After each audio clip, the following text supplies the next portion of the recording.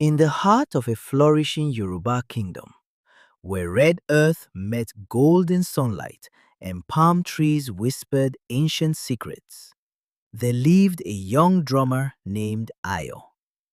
Ayo was not just any drummer. He was known across villages for his mastery of the talking drum, an instrument so sacred that it was believed to carry the voices of ancestors. When Ayo played, people said the drum did not just make sound, it spoke, and it always told the truth. The kingdom was ruled by King Adewale, a man once loved, once respected. But something had changed. In recent years, whispers replaced laughter. Markets grew quiet. Farmers bowed their heads too quickly, and those who spoke against the king disappeared. No one dared question him, because fear had become law. But fear has a weakness. It trembles in the presence of truth. Every year, during the Festival of Voices, drummers from across the land gathered to honor the ancestors. It was believed that on this night, the boundary between the living and the dead grew thin.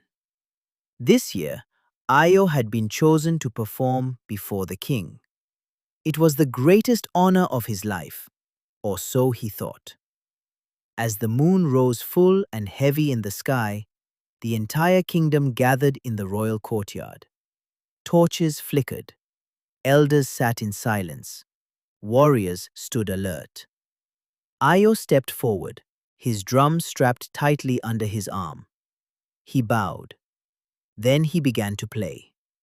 At first, the rhythm was steady, familiar, safe. But suddenly, the drum changed. Ayo froze. His hands were still moving, but the rhythm was no longer his. The sound deepened, twisted, spoke. And then it said, "The king has taken what is not his." Ayo's heart nearly stopped. The crowd shifted uneasily. The king's face darkened. Ayo tried to stop playing, but his hands would not obey. The drum continued. Gold from the poor, land from the weak, blood from the innocent. Gasps spread like wildfire. Ayo dropped the drum. Silence fell. Heavy, dangerous. King Adewale rose slowly. His voice was calm, but deadly. "Seize him!" Guards rushed forward and dragged Ayo away as the crowd watched in fear. No one spoke. No one moved. Because deep down, they knew the drum had not lied. Ayo was thrown into a dark cell beneath the palace. Cold, silent, forgotten. Days passed, or maybe weeks. He lost count. Then one night, he heard it. A faint rhythm. Drumming. But there was no drum in the cell. The sound echoed from the walls themselves. A whisper followed. Truth cannot be buried. Ayo's breath caught. Who is there? He asked. The voice returned, stronger now. We are the voices before you. We are the ones who were silenced. Ayo realized then, these were not just voices. They were spirits, ancestors, victims. The spirits revealed everything. The king had ordered innocent men executed to seize their lands. He had taken gold meant for the people and hidden it beneath the palace. Those who spoke out were quietly removed, erased from memory. And worst of all, even the elders had been silenced by fear. But the ancestors had been watching, waiting, and now they had chosen Ayo. Days later, Ayo was brought out again. The king had a plan.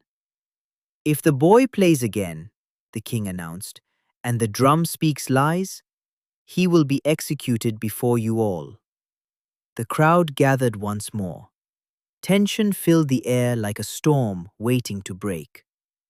Io was weak, but his eyes were different now, stronger.